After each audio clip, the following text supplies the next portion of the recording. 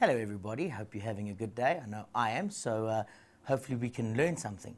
Right, today we're going to have a look at human nutrition. The nice part about it is that we're both humans and we should learn something from this and it'll make it much easier. What are we going to learn this lesson? That's the key factor.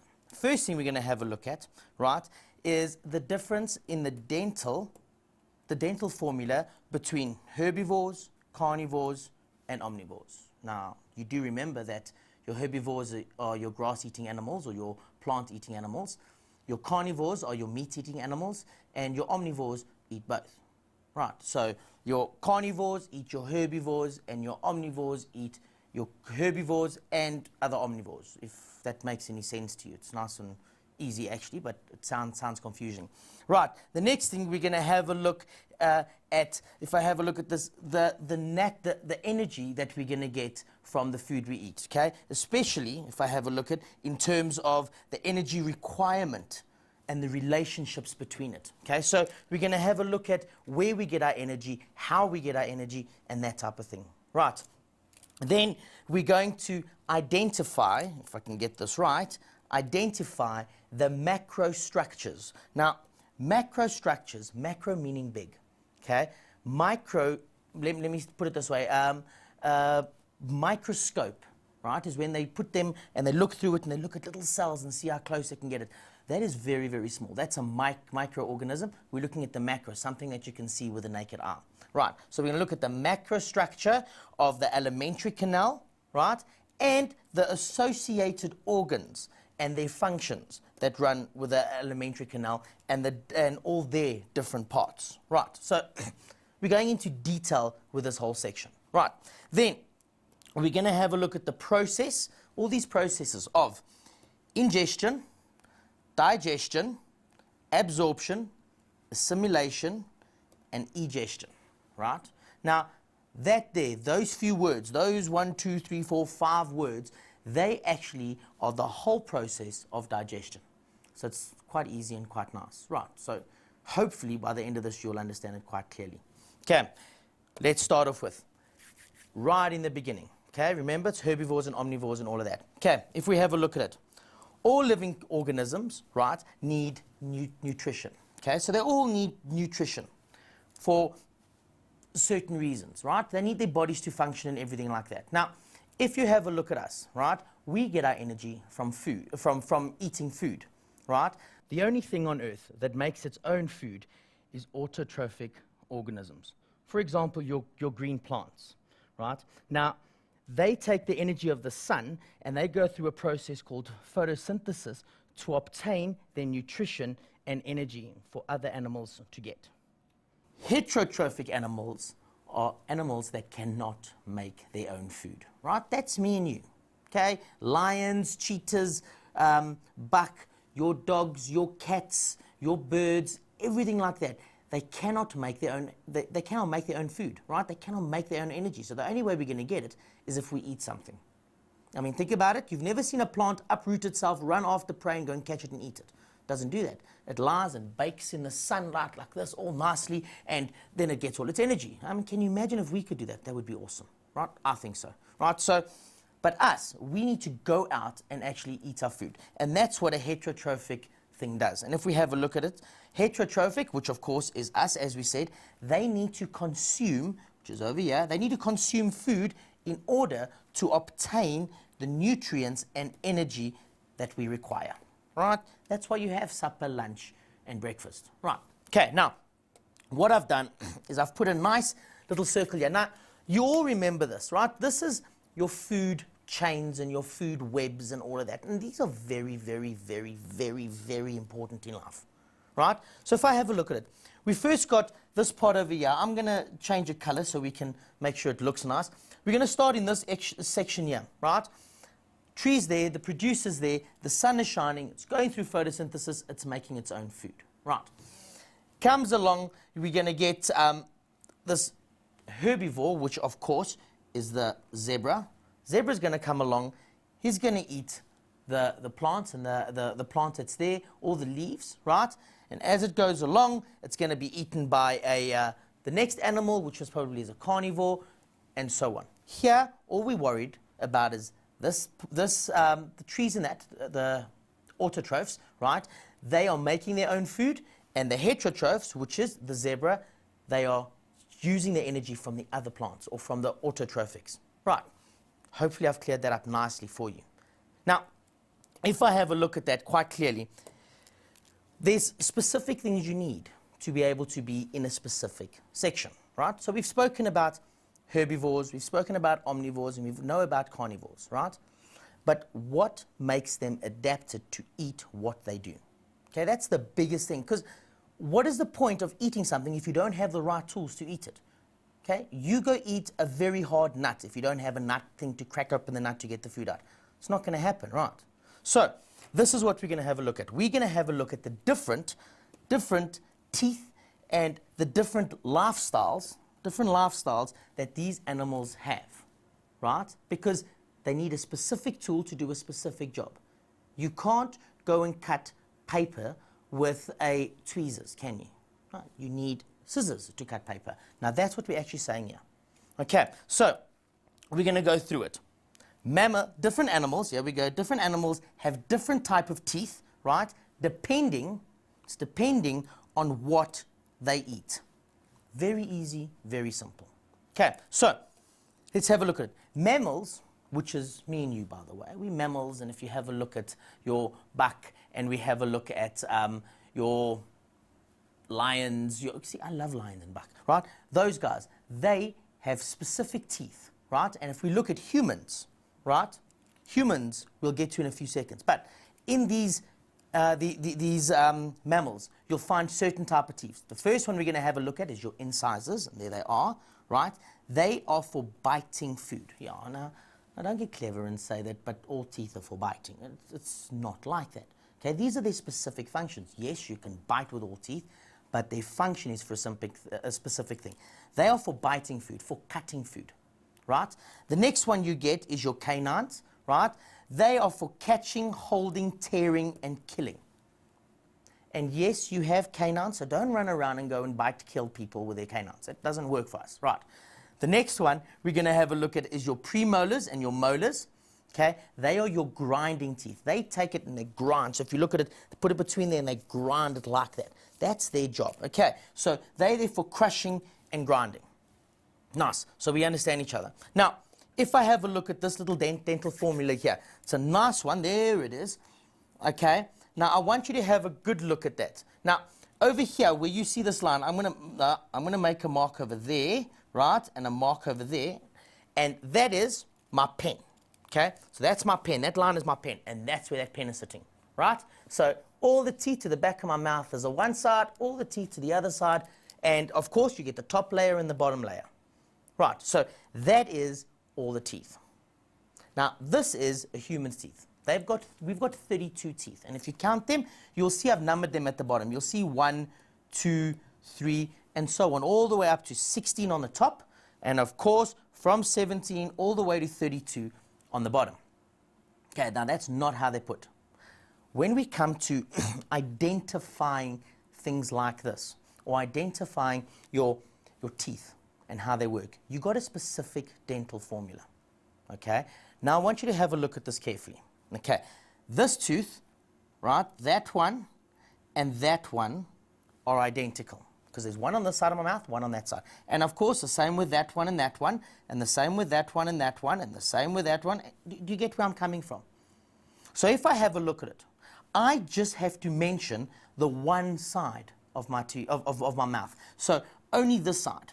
Okay, I can do this part and I can label that part, because whatever's on that side is going to be on the other side, right? Same with the bottom. Whatever's on this side will be on the other side. Okay, so let's have a look at this. Let's count them.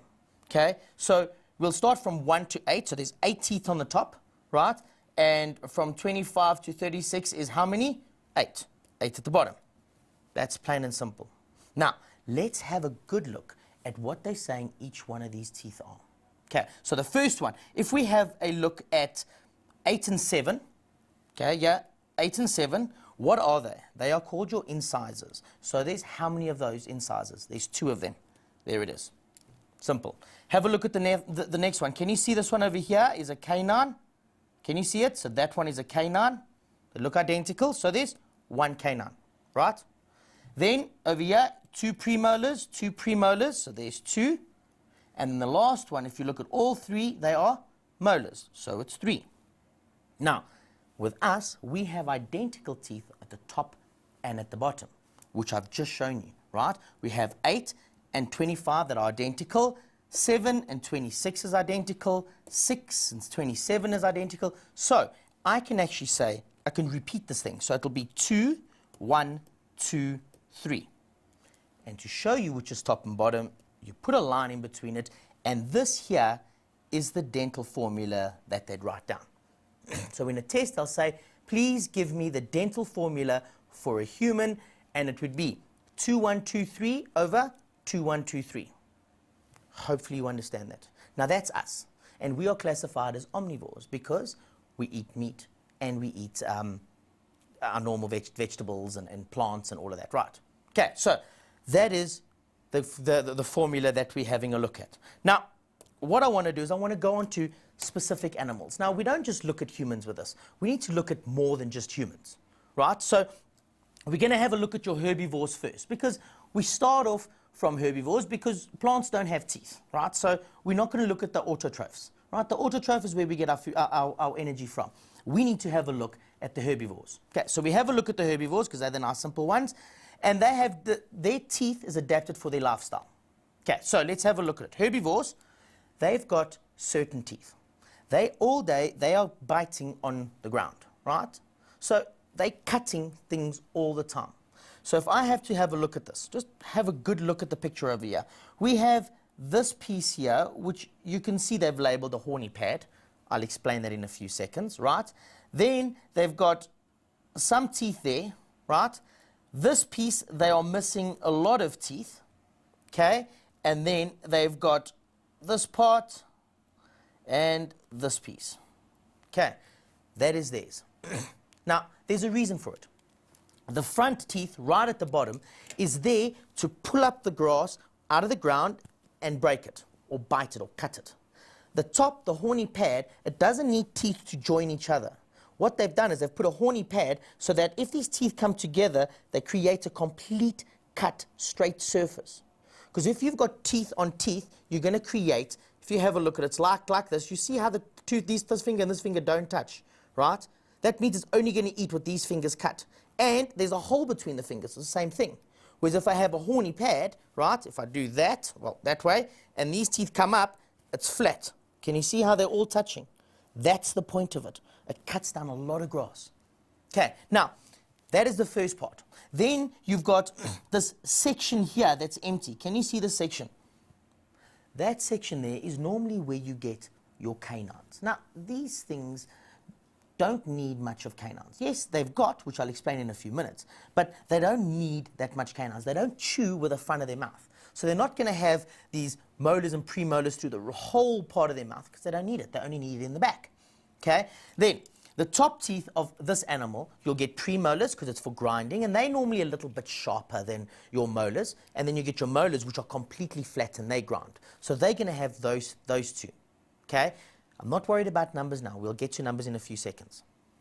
At the bottom, they have the same thing, except at the bottom of a herbivore, they've got a thing called a canine. Now, a canine on a herbivore, that's quite strange. Can you think of an animal that has a canine that you can visibly see quite easily, right? You visibly see it quite easily, that you don't even think.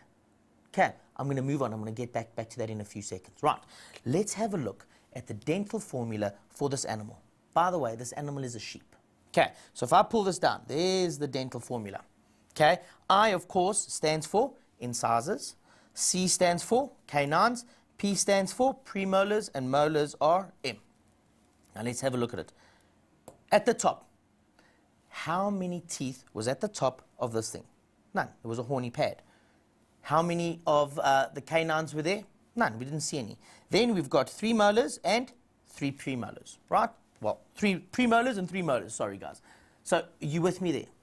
At the bottom, look at the difference. We have 3 incisors over there. The incisors are there. They're there for the cutting. They join the horny pad, right? Then you've got one canine. One canine. There it is. Can you notice how if you have a good look at my picture, I'm going to change pens quickly, the colors, and have a good look at what I'm talking about. I want to get a nice color. Yeah, I'm just going to use green. Okay? Have a good look what I'm talking about. Over here, you see how this piece I skipped. I left the tooth out there. Can you see it? Right? Yes, there's a tooth over there, but this part here, you can get to the canine. Okay, now, just there is the canine. This part is part of the premolars and the molars still, but just there. Now, if I have a look at a specific animal, I know I've brought one in before, but what actually happens is you've got the bottom jaw, right? There it is, the bottom jaw, and then comes up and you've got these teeth coming out here, right? Then you've got your premolars, right, and your molars. There we go. All of them are there, right? And then you get this thing that comes out. Now think about this carefully. Where do you see it? And it comes out and it does that. Nice and big. Nice and big. And it comes out right in the front, out like this. Okay, that there would be, for example, the biggest killer in Africa. Okay, that is your, come on, think about it. What do you think it's called? It's called the water horse. Think about the water horse. I know you think you've never heard of it, but you have. Okay, it's the water horse. Normally lives with the crocodiles. I'll leave it there. Let's see how clever you are. I'll tell you in a few minutes. Right, so that is the herbivore. And the herbivore is very important because it's the first one that can process that energy. That's why carnivores don't eat the grass. They can't get all the energy from the grass. They have to eat the herbivore that breaks it down. They don't have the stomachs for it. Right, the next one we're going to have a look at is your carnivore. Now, the nice thing about a carnivore, if you must understand, is that they're a little bit different to us. Go have a look at your dogs or your cats when you get home, right? Their teeth, they've got the same as us, but their teeth have adapted. They've changed slightly, which is a very big function with these teeth, right? I'm going to pull it down and let's have a look at it. Okay, first of all, they've got incisors, which is the front thing. Why would they need incisors, right? They still need to cut the meat off. They still need to like physically catch it and bite into it, tear the meat off, right? Yes, you've got these big canines, which does it. It tears, it kills, it does whatever it needs to. But the front one's still cut. Okay, so the front one's cut. The big canines rip and tear. Okay, then you've got your premolars, which is over there. Can you see? And then you get your molars, which are over there. Okay, now have a look at me very closely. We go and have a braai or whatever, and think about it. You go and give your dog a piece of meat. Where does the dog eat the meat? Does it take it with the front of its mouth, or does it start chewing in the back? And if you'll notice, I've seen this. They hold it like this, and they chew to the side like this. Why do they do that? Okay, their premolars, okay, have started to change. They've started to become almost like blades. They cut over each other. So if that's the one, that's the other. Instead of going on the top, it cuts next to each other like that. And the reason for that is they are cutting the meat. Okay? Those teeth are very, very special. They are called over here, if you have a good look, I've got them nicely for you. It's your carnassial teeth. There they are. Okay? And I know that might be a bit small, so let me write it nice and big for you. It's carnassial teeth. Carnassial teeth. Right. They're the ones, and if you have a look at it, look how they're sticking up. Okay. Look how they fold into each other. Here, you can see the one is going to fold straight over the other. It doesn't stay on top. It cuts past each other. Very, very important. Right. Then, let's carry on. If we have a look at the omnivores, these guys are us. Omnivores are us. Oh, wait. I must go back. Forgot about the dental formula. How can I forget about the dental formula? Think about this. Right. The cats, are not cats, right? They've got 3 on each, top and bottom, right? Because they've got a cut. Then they've got a canine on each, right? Then they've got 3 premolars on top, right? 2 premolars at the bottom, 1 molar at the back, and 1 molar at the bottom. 1 on top, 1 at the bottom. That is the dental formula. So in other words, if I had to add them up, let's get this all together. How many teeth does it have? I know it says 30, but let's see. They've got how many incisors at the top on the whole jaw? They've got 6. How many canines? They've got 2. How many premolars on top? They got 6. And how many molars? They've got 2. That's on the whole top, from the side right round to the other. The side would be the same, 6, 2, 4, 2. Now, if you calculate all of that and have a look, you will see that there is 30 teeth. That is for your carnivores. Now, your omnivores, as I was getting there. Now, we're back to us again. Right, there it is. Now, hold on. That looks similar, doesn't it? It looks similar to what I've just said. Of course it'll look similar. Okay, it has to. We're still going to eat meat. We still need the teeth to look the same. And let's have a look at it, right? We got our incisors there. We've got our canines over there. We got our premolar 1. There's another premolar, and then we've got our molars over there. Now, it still looks like a carnivore, okay? It does look like a carnivore. Of course it does, right? We are carnivores. We've got carnivore in us. So if you feel your premolars, which are over there, they aren't flat. They're at a slight angle, right? To do the same, to cut as well. Right, so we haven't adapted so much to get carnassial teeth, but we have got all the other teeth to do some cutting. Right, very important to look at that. So now that we've looked at this whole teeth structure and what they're capable of and how we're doing it, we need to move on. Right, next thing we're going to look at is us. That's the most important thing on earth. Me, that's what I say. Right, humans. Human nutrition, and you got to learn what does what and why it does it, because it makes you better, right? You will understand what you mustn't take, what you must take, how to improve if you want to become better, right? We always want to better ourselves, so we have to know this. Okay, now, in the human body, right, the digestive system itself, there's specific things that are very, very, very important to know. Okay, I'm going to run through them so that you understand it. Okay, first of all, you've got the mouth, right? The mouth is important because without the mouth, I wouldn't be talking to you, right? But with digestion, you need to be able to put the food in somewhere. Now, I'm not going to run through all of these things word for word, but listen very carefully so I can explain it to you. Right, you've got the mouth, right? And in the mouth, certain digestion takes place. You break down the food because you've got your teeth.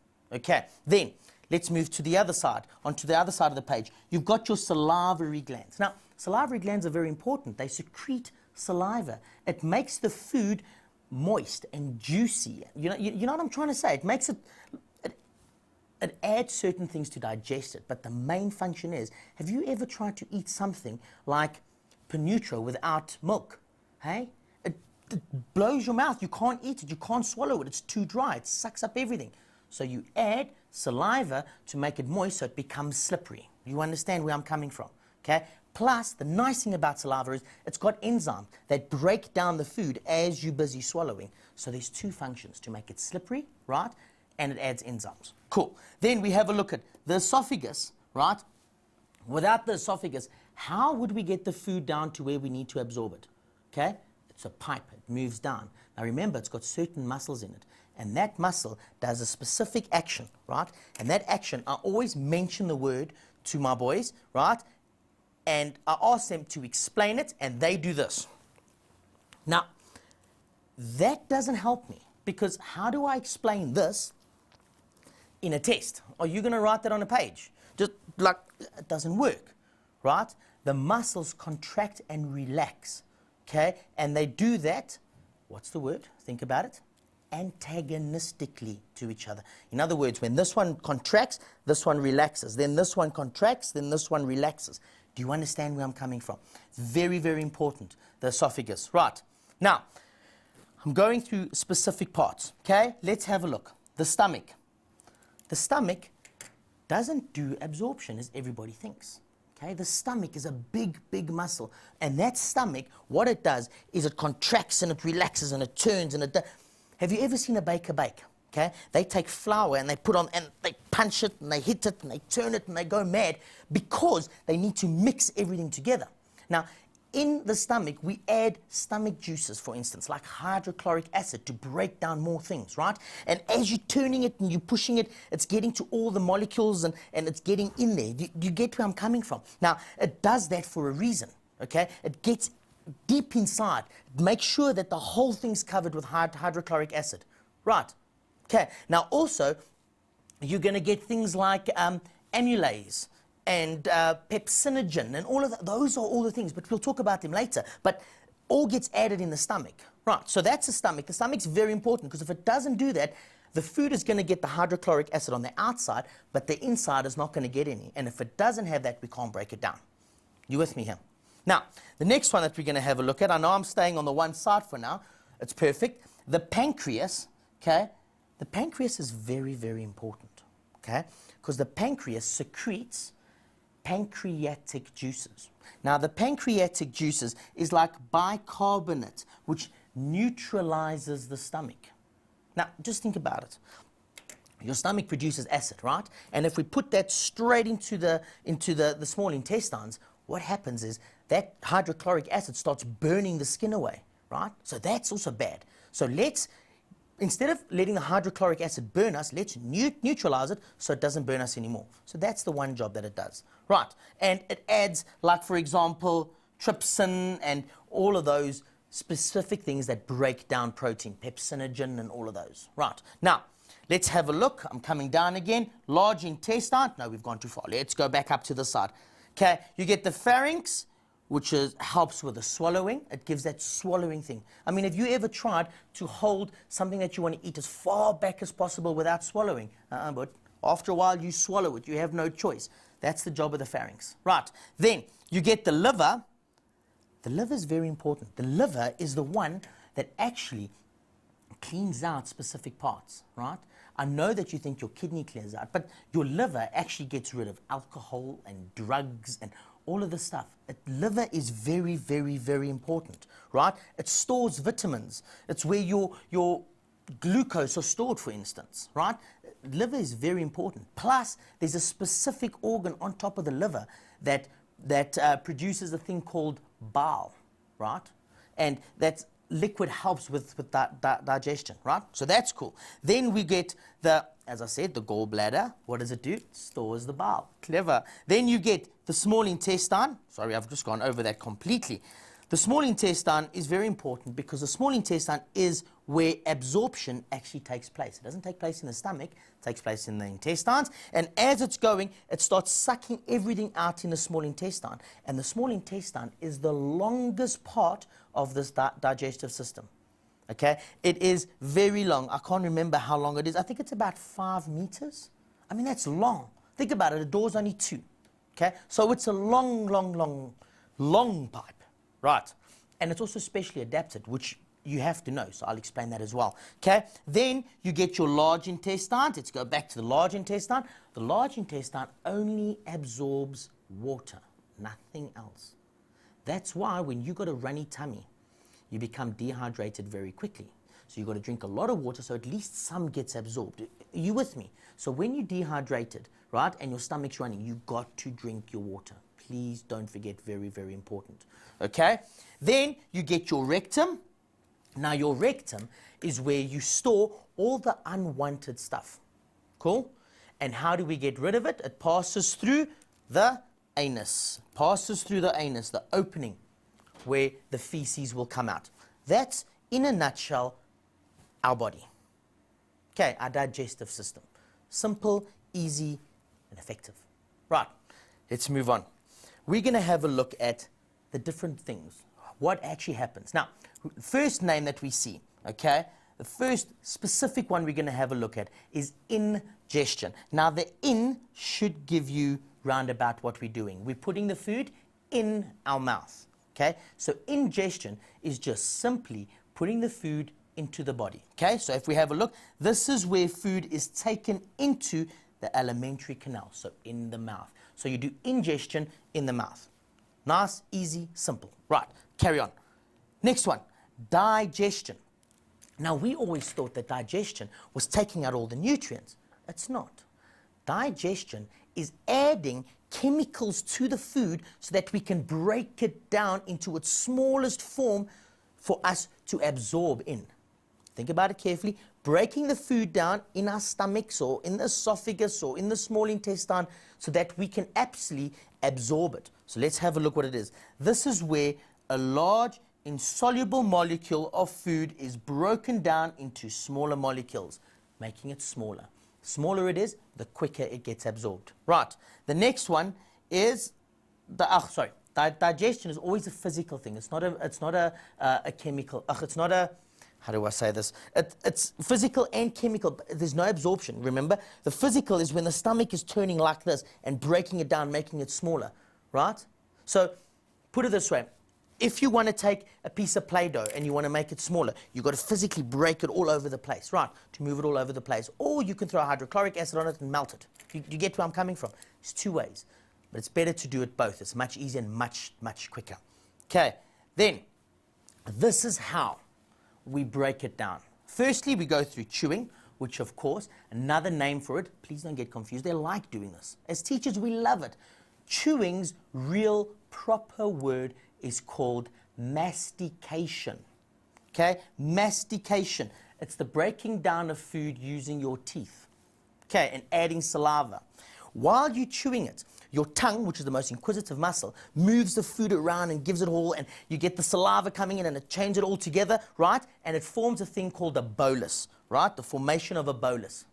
What we do, okay, is we swallow the bolus, right? And then we send it all the way to the stomach, right? In the stomach, you get a thing called churning. Remember I said to you that mashing like this, that is the churning movement of the stomach that gets all the acids and everything going together, the physical breakdown and the chemical together. Right, so there's that one. Then we get that thing called peristalsis, okay? Remember I did this, right? That thing, peristalsis, it's the movement of food down the esophagus when the muscles are going to contract and relax antagonistically to each other. And as it's doing it, it's squeezing this food down. Right, so that does it as well. We're happy. I'm sure you guys are with me nicely now. Then chemical digestion. Now this can become complicated. Okay, so listen very, very carefully. Okay, now carbohydrates.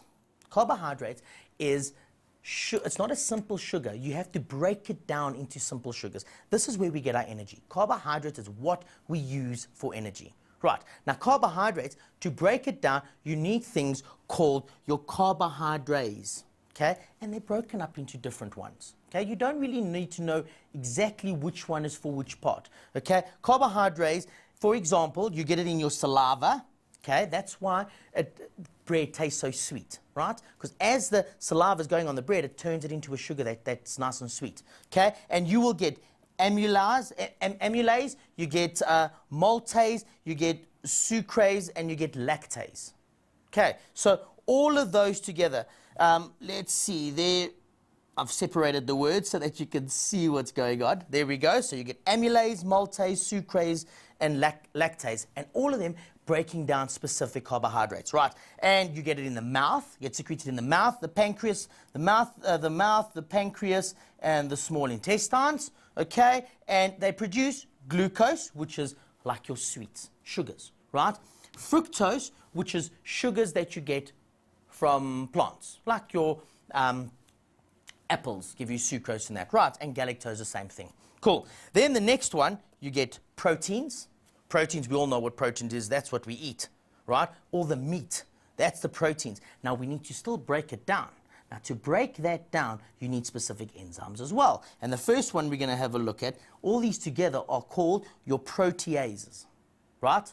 Okay, they are pepsinogen, right? Then it is renin, right? And, sorry, renin, there it is. And then you get trypsinogen, it's supposed to be there. Trypiners.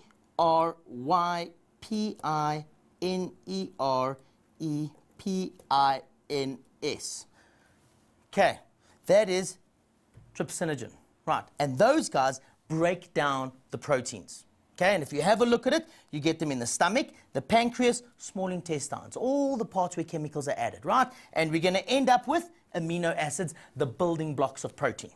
Lekker. Now, next one, fats and lipids. Lipids is another word for fat, right? Now, you've got to understand, fat is important. It's got to get the right fats. You can't go around life without having fats in it.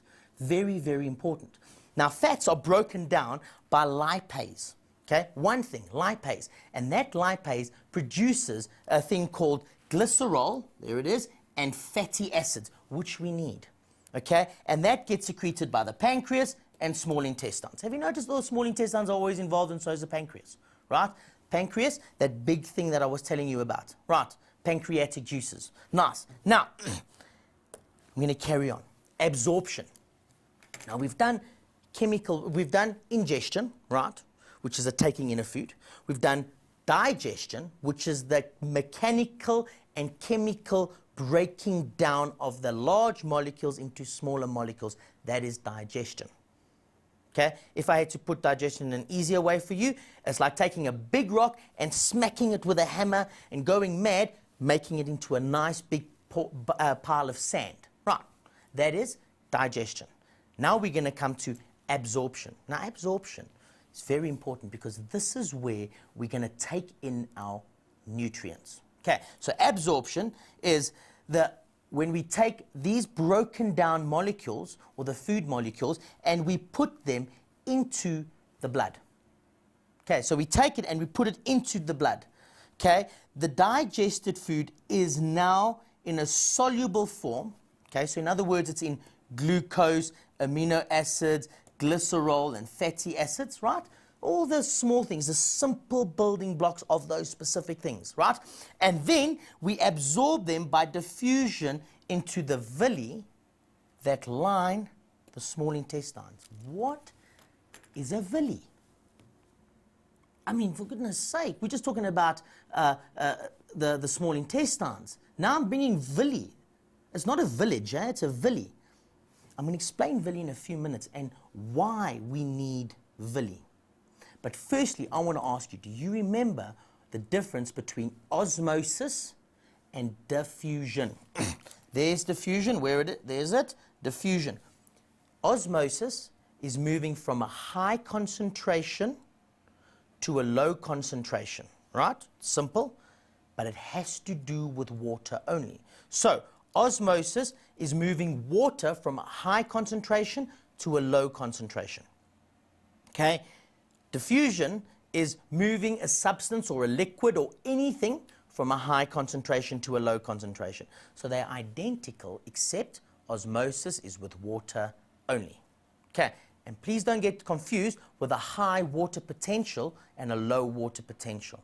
High water potential, if I have to look at this, water moves from a low water potential to a high water potential. You need to make sure you understand the difference, okay, because they confuse you with that. Now, the structure of a villi, there it is. Have a good look at this. What is a villi? A villi is very, very important because if you have a look at your small intestine, it's a tube, there it is. Okay, plain simple tube. Okay, now in that tube, remember I said it's about 5 meters long, it's nice and long. It's not long enough. So we need to increase it. And there's only one way we're going to do that. If we want to increase absorption, we've got to increase surface area.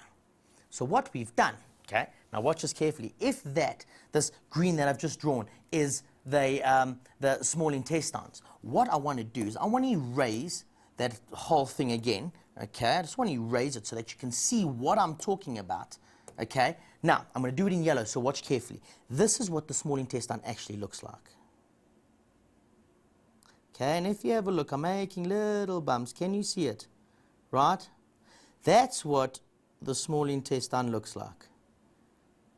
Okay, now the reason why it does that is because every time there's a curve, it creates surface area. And this one curve, I'm just going to take that one curve and I'm going to put it here.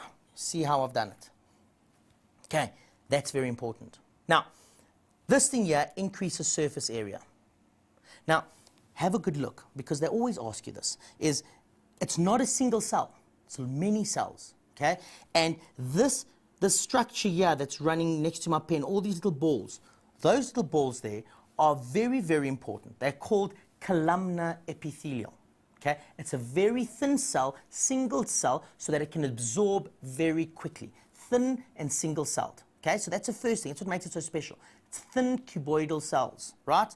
They are columnar epithelial cells, right? Then, have a good look, okay? You've got this number 8, okay? It's an intestinal gland.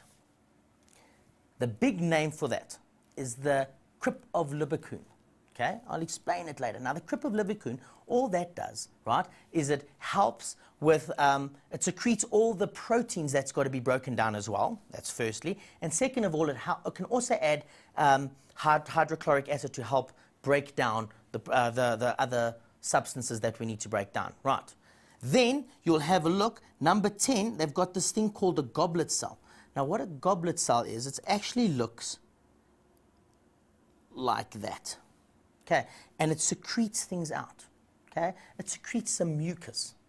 This is simple mucus just to create it, this thing nice and moist, because if it's moist, absorption gets taken in nice and quickly. Right, then you get another one which isn't on here now. Okay, it comes, if this is the gland, this piece here, if you have a look, I've redrawn it, comes right, and over here you will get a little gland that sticks under here. It's called the Brumman's gland. The Brumman's gland. Now, the Brumman's gland is very important because it deneutralizes the stomach acid, okay, so that it doesn't burn our small intestines. Right, so that is that piece. That's just the outside piece. Now we're going to have a look at the inside piece. Okay, now watch very carefully. I'm going to draw on this picture, so watch. This piece here that I'm drawing on, can you see it's going all the way up? It's the pink part. And all the way down, and then back out. Can you see it? That there is very important, because fatty acids, okay, cannot be picked up by the blood, right? So what we do, okay, fatty acids, we send them straight into that pink thing. And that pink thing is called a lymph vessel. Here's a lymph vessel, right? It's a lymph vessel. This name for this pink in between here, right, is a lacteal, but it joins with the lymph system. Lymph system takes it all the way up to the heart, puts it into the blood, and then we can use it. It's too big to go into the blood. Right, then you'll notice that, let me see if I can change pens here so you can see it. You will see that there's this blue, oh no, that's not going to help me. Let's get a bit of practical things going here, so watch carefully. Okay, I'm going to use that one. Watch here. This one here, watch carefully. It goes all the way up. Okay, look at it carefully. I know it's nice and big, and it stops there. Can you see it? Then, just makes it nice and easier for you guys to see. Then, there's one coming all the way down. Can you see it? There it is, and it's running out. Okay, those things are very, very important because, let's get my pink going here again, and they are joined in between each other. See how the pink is joining over it? Okay, now what that is, the first one that comes in, this piece here, okay, is an arteriole. Okay, it's an arteriole, and what that's doing is it's bringing in the blood into this villi, and it's sucking up all the good nutrients, and it's sending it away through a vein. And these little structures here are called your capillaries. It sucks up, it's nice, like a big network. Okay, very, very important. That is how your villi works. It increases surface area and you can take in more. Right, cool. Now, if I carry on, hepatic portal system. What is a hepatic portal system? Okay, this hepatic portal system is what happens when the blood comes straight from the small intestines. Right, hepatic portal system. All it is, it's the blood coming from the small intestine, going to the liver, right, where it gets made sure that everything's right, all the proteins, everything gets deaminized and stuff like that, and then leaves again. Okay, so that has to go to the liver first. It's very, very important. So let's go through it and have a look. Right, you've got, once inside the blood vessels, right, the nutrients are transported to the liver via the hepatic portal vein. Very important, listen carefully. Hepatic portal vein, right, which is part of the hepatic portal system, right? It includes the veins, the draining blood from the stomach, it's very simple, and the small intestines.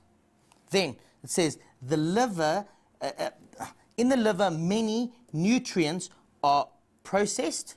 Okay, first of all, that's what happens. A lot of minerals are processed in that liver, and before moving into the cells for the body via the hepatic vein. What it does is it takes out everything that it needs, right? Puts it one side. We're going to store this. We don't need that, and then it leaves via the hepatic vein. So hepatic portal vein goes towards it, hepatic vein leaves it. Okay, so I've got a nice picture of it. That's what it looks like.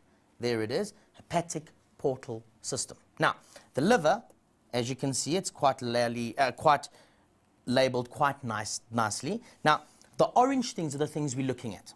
Okay, and look at the arrows on the inside. Okay, so here's the small and large intestines. There they all go in the stomach. Okay, just have a good look. There's the stomach, there's the hepatic portal vein. We'll sort those guys out now. There's the large intestine, there's some more of the intestine. Okay, now what happens is all the stuff gets sucked up into this veins, right? And if you watch, hepatic portal vein moves through all the way around, up and into the liver. Same with this, all the way up and into the liver. Okay, there the liver gets processed. Okay, it does everything. All this food gets processed and checked, and some more proteins get broken up, and you get your amino acids that get deaminizated. You know, it's breaking up even further. It's exactly what we need, right? Then, once it's done all of that, it sends another pipe out, another vein out called the hepatic vein. Remember, the portal vein, there it is, the portal vein goes towards it, the hepatic vein leaves it. Right, so that is the hepatic portal system. Now, the reason why we send it there first is because we've got stuff called toxin. Now, toxin. What is a toxin? Alcohol is a toxin, for instance.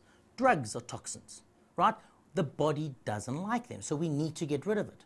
That's why you will notice that people that are very bad alcoholics, they've got to have a liver transplant. It doesn't always work like that, don't get me wrong. Okay? Livers do just give up. But what I'm saying is somebody that is a heavy drinker, their liver starts packing up. Okay? It stops working because it's done so much. I mean, if you had to pull a cart every day, the max you can, and you pull it, right? What happens is you get tired and your body gets weak after a while, and then that's it, you stop working. That's how it works. Right, so let's have a look at what toxins are. Toxins are very simple. You get your alcohol, okay, you get your drugs, you get your other materials like harmful like substances that you take in, right? They're horrible. The liver gets rid of them, okay? The liver gets rid of it. It stops the organs from shutting down, right? And it's very important. All the stuff that we don't like, it sends it out back to the bladder. So like urea, right? Too much amino acids. That's how it breaks down amino acids, right? And the metabolic rate, all the stuff that gets secreted, if the metabolic rate increases, it needs to secrete all the damaged stuff that we don't need anymore, right? That's the whole point of the liver, and the liver sends all the stuff to the kidney when it becomes a problem. Right, I know that I have filled your brain with so much knowledge, you don't know what is going on. Right, so what I think is you need a break, I need a break, and I'm sure I'll see you in a few minutes. Cheers.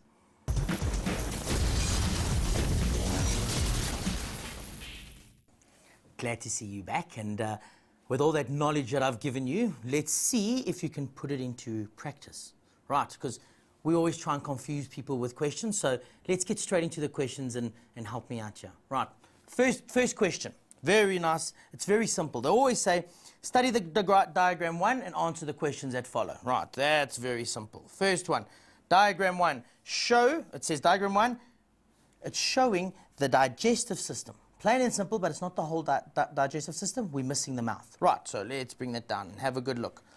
There it all is, nice and simple. Let's go to the first question. Provide labels for 1 to 6. Ooh, it's going to be a bit of a problem, right? Let's have a look at it. First one, remember that pipe that's joining everything? Hey, can you remember that one? That's the pipe that we need now. Okay, let's see if we can get it right. It's esophagus. That's number 1. Number 2, what is that? Stomach. Easy. Number 3, what is that? What is that light blue section there? Okay, it is your small intestine. Right, easy. Number 4, what is that big thing? Okay, it's also intestine, but it's the large. Right, large intestine. I'm going to leave test. I don't want to write over the whole thing. So it's the same thing. Small intestine. Right, number 5. What is 5? I didn't tell you what 5 is. 5 is a big problem. Right, let's move on. Right, let's move on because we don't know it yet. We'll get back to it now. Number 5. What is that last piece? What is this? We're not talking about this part. We're talking about the bottom part. It means it's the anus. Right, now let's go back to 5. Let me tell you a little story about 5 before we carry on. Right, 5 was an extra stomach for humans. Right, that's where we used to break down. Right, we used to break down cellulose. We don't do it anymore. We don't need it anymore. So it's shrunk down to nothing. And that's the thing that a lot of people go in when it gets inflamed and you get very sore and the doctor cuts you here. What is it called? Okay, it's called your appendix. It's the appendix. Nice and easy. That's the appendix there. Cool. So question 1 is done. Let's carry on. What is the food in the part labeled 2 known as? So we're going to look at food. We've got to find number 2, and they want to know what it is called. What is the food? What food do we find in label 2 known as? Okay, so we're going to look at that specifically. Okay, where is 2? 2 is in the stomach. Okay, now, stomach 2. Remember, you first got 2 words that we know about. The first one is, we know called a bolus. Now, it can't be a bolus because a bolus is what you put in your mouth and you turn it around with your stomach, with your tongue, then you send it down. Okay, when it goes into the stomach and it's done all that churning in that, right, it becomes a certain name. That name, okay, it's not that difficult, is called, it's called chyme.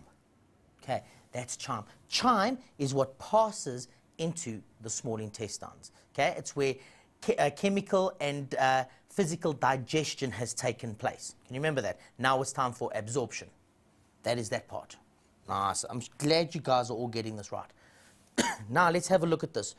Draw a suitable graph showing the pH of the mouth, stomach, and small intestines. Whoa, hold on.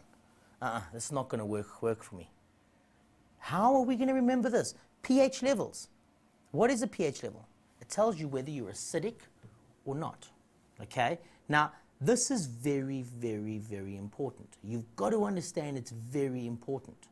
Now, when we look at acidity, right, we have a look, anything that's lower than 7 or anything that's higher than 7. 7 is neutral for us.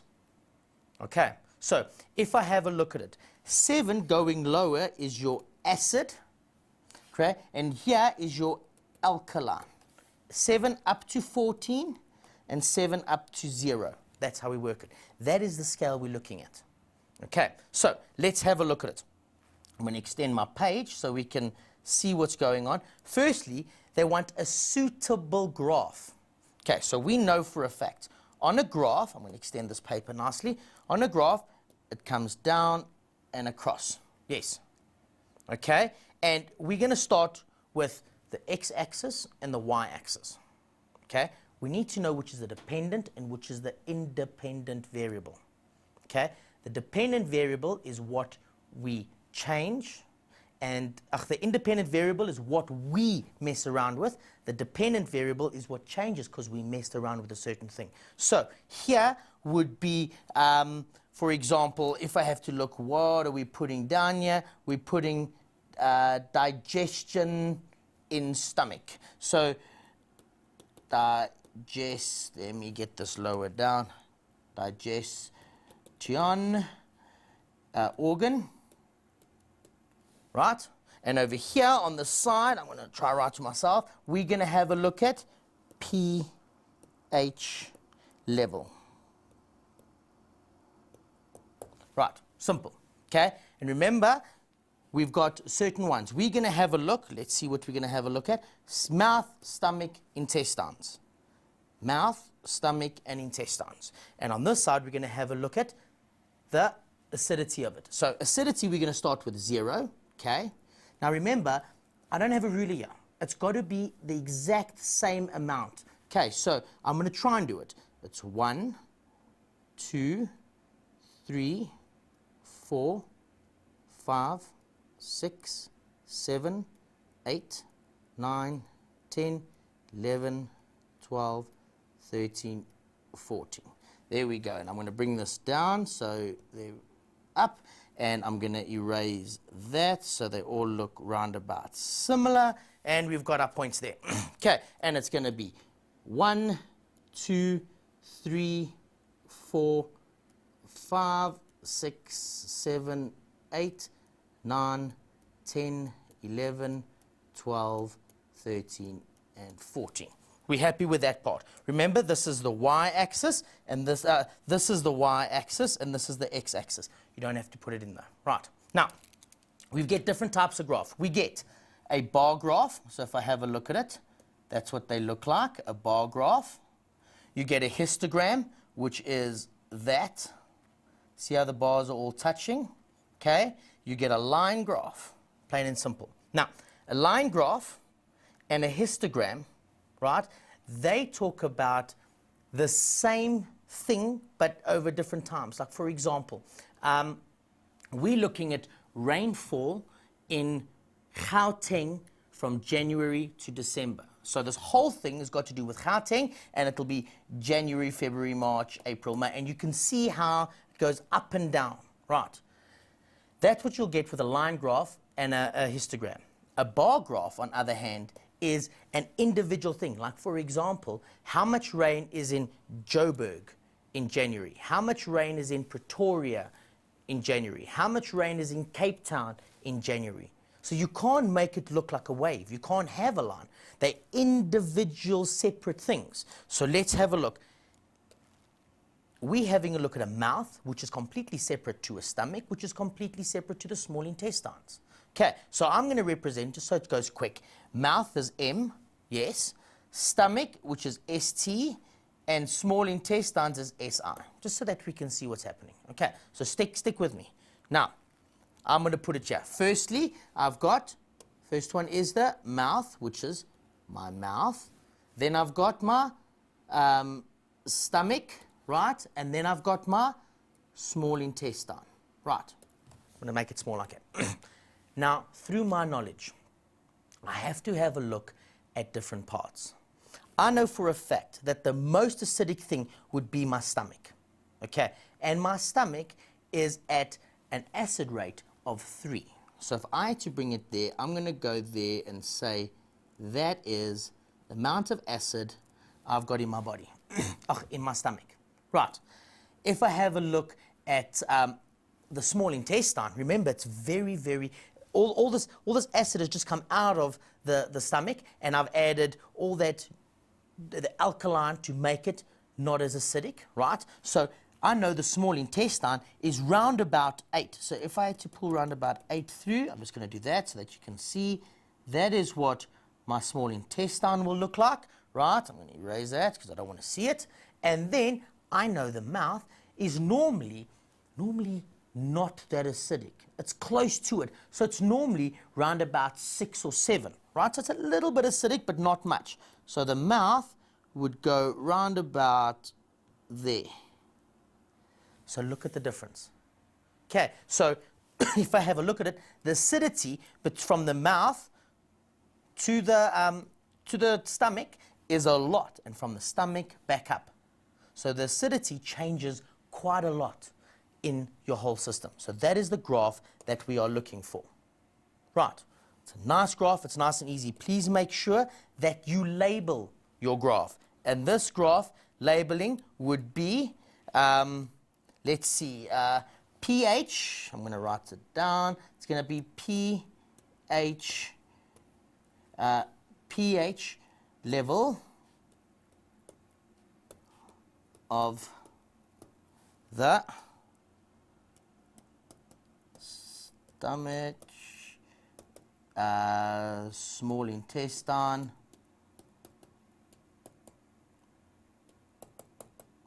and And the last one is your small intestine, stomach, and mouth.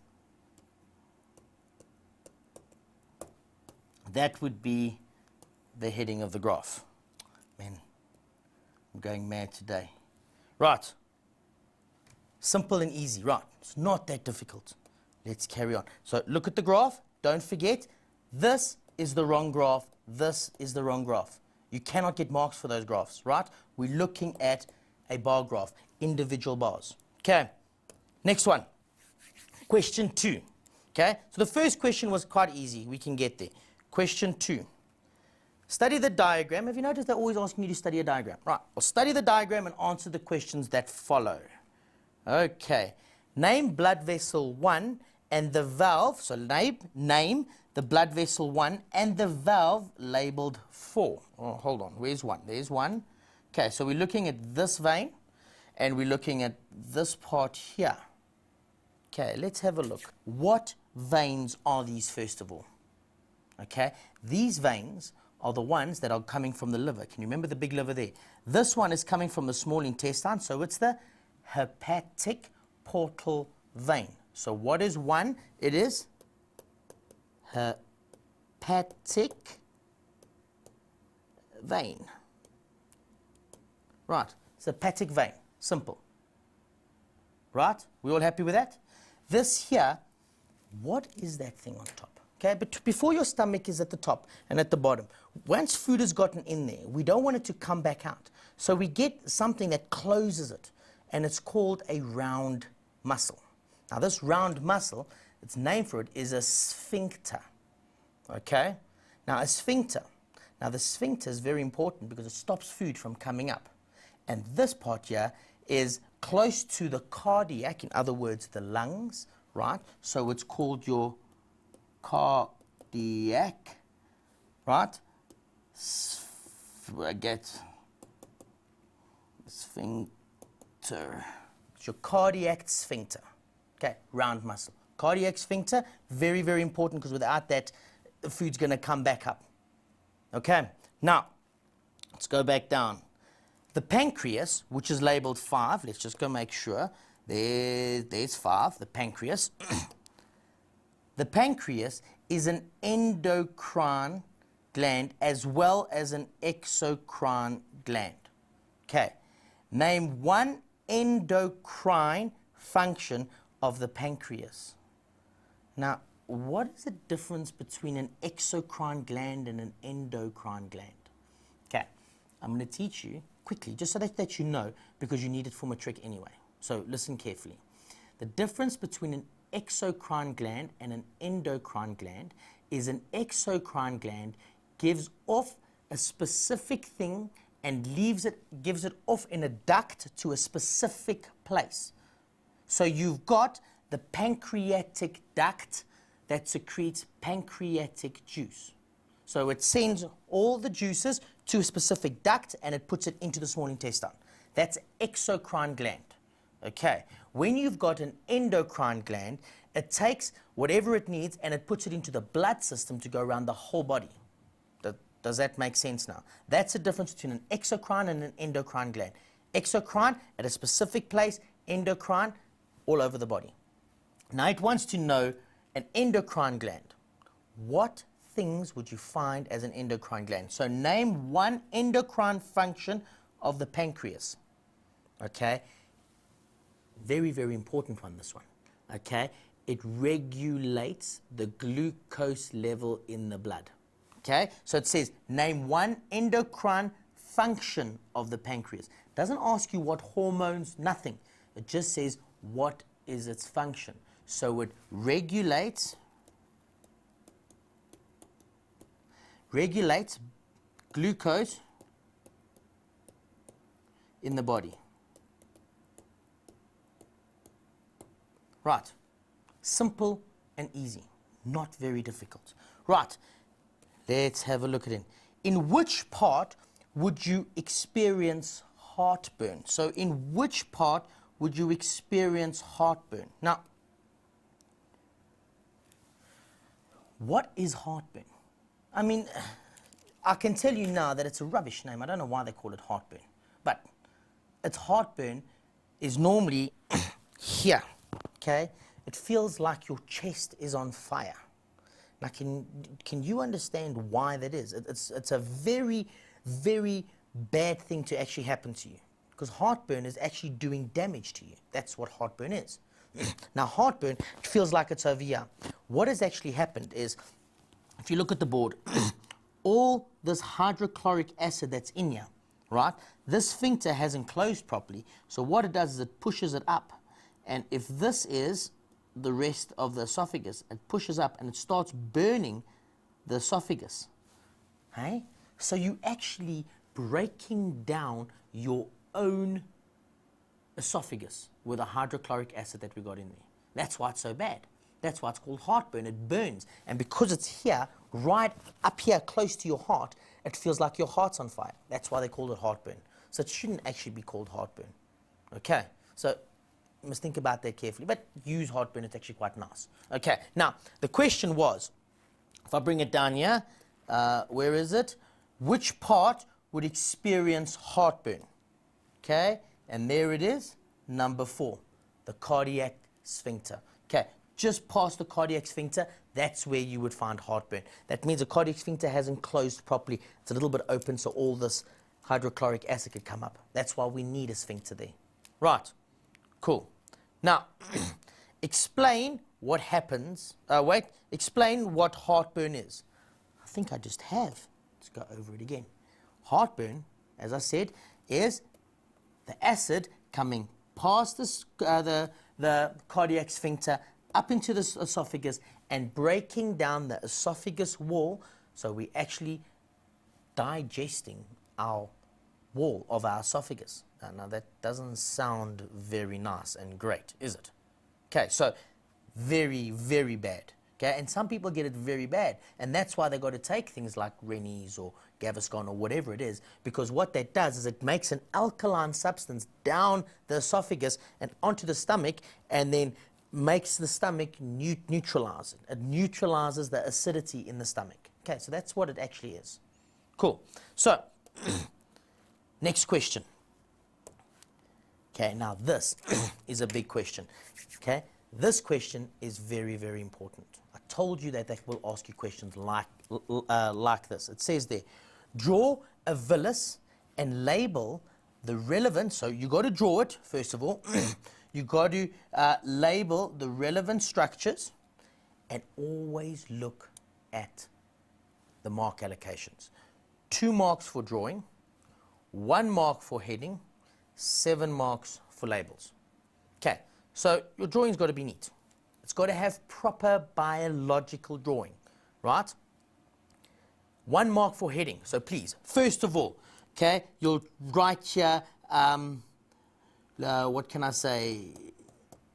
Internal structure of the villus. First thing I do is put down the heading. That's what I want. Right. Okay? That's a mark already done. That's what we need. Okay. Now we need to go to the drawings and the labels. Okay. Now, here we go. Please understand that in life science, you got to draw with a sharp pencil. I'm just going to go through the rules so that you understand it and you will not get it wrong. First of all, you can't do sketching, so you can't do this. Can you see how that's sketching? Can't do that. It's got to be a solid line. You all happy with this? Okay. Then, you've got to have it on this side of the page because all the labels have got to be on this side of the page. Happy? Okay. Next, I'm going to extend this page because I want to make sure you've got all of this. Right? Make sure all your labels are one underneath each other all the time. They mustn't be scattered all over the place. Okay? And it's got to be one single line. Don't forget the one single line, and it's got to be drawn nice and dark. Okay, so here we go. Can you remember how we started this off? I'm going to show you the proper way to draw it now. Okay, first of all, you're going to get the external structure of it. So you're going to get, comes along, it goes up, goes round, goes back. I'm going to add in something there for the fun of it, and there we go. Okay, that's it. Then I'm going to draw the other part. I'm going to draw it in two sides. Why? And you'll see now in 2 seconds. Watch carefully. Up it goes. Round. Now, if you think about it, why would I do this? Okay. Remember, we're talking about epithelial tissue. Okay, so each one of these is a cell. Can you see why I did that? Okay, and you have to do this. This is very important because each one of these are cells. Now, I'm not drawing it very carefully. I'm just showing you how to do it. Nice and smooth, nice and easy. Right. Now, when you do this in an exam, please make sure that your pencil stays sharp at all times. You want it nice and neat. You want it spaced out. Remember, it's got to be half of your page. Okay. Next, I need to get rid of stuff called your amino acid. No, not your amino acids. Let's look at your carbohydrates and your fatty acids and all of that. And I need a specific tube for that. Okay.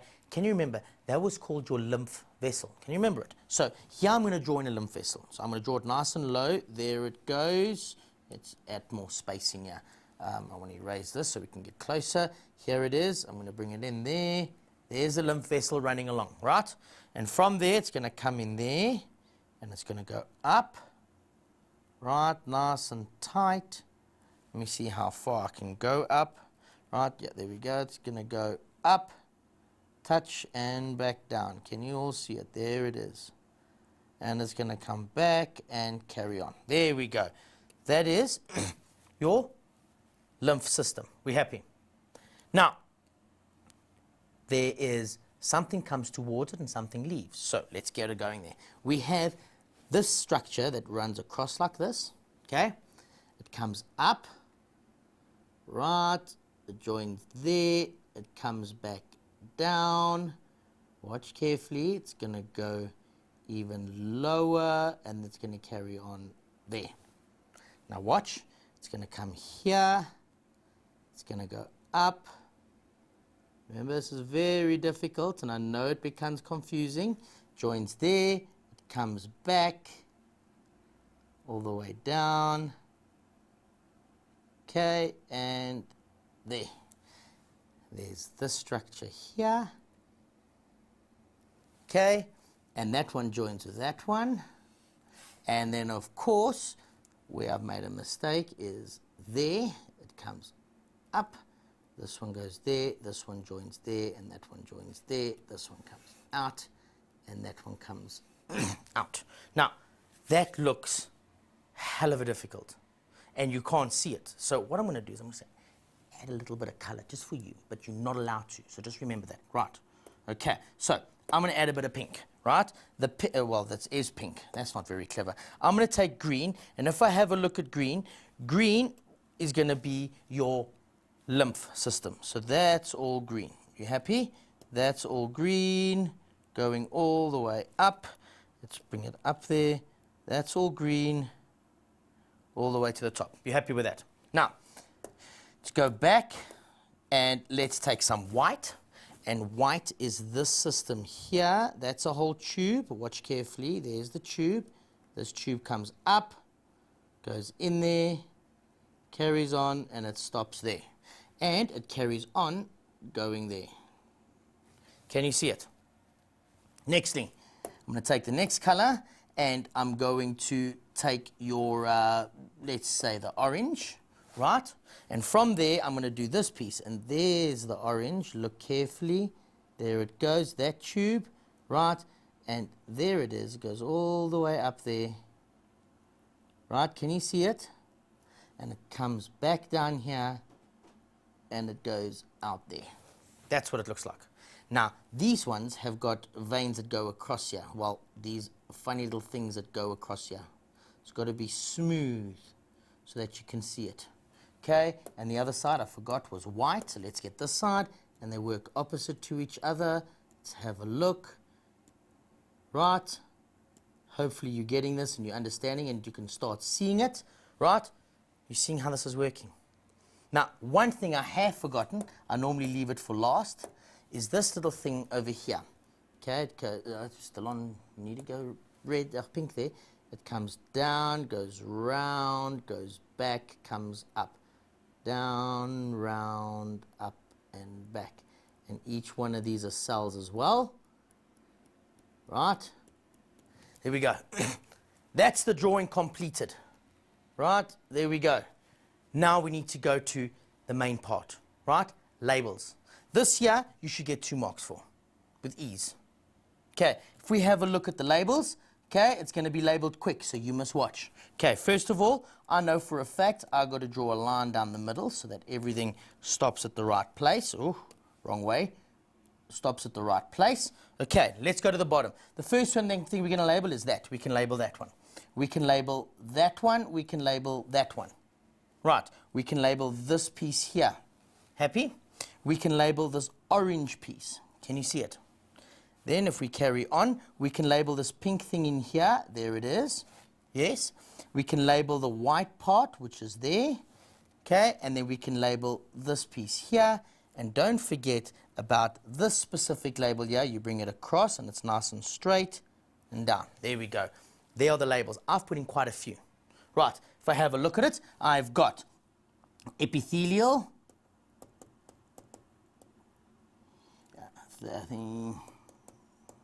Epithelium tissue, right? I've got a capillary. Okay, this would be your what is it called? Your lacteal, right? This one would be your Brenner's gland, right? Then you would get, I'll leave that one to last. Then you will get another capillary, right? Then you will get this part here, which will be the top one. So that will be an arteriole. Okay.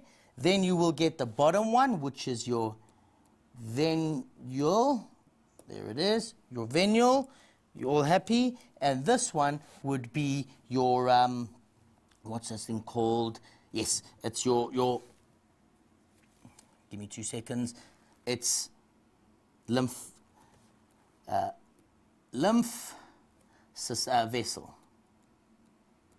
Right, it's a lymph vessel. This one here that I missed out is a very important one. And I'm going to just say 2, and I'm going to put 2 over here, and it's called your crypt of Lieberkühn.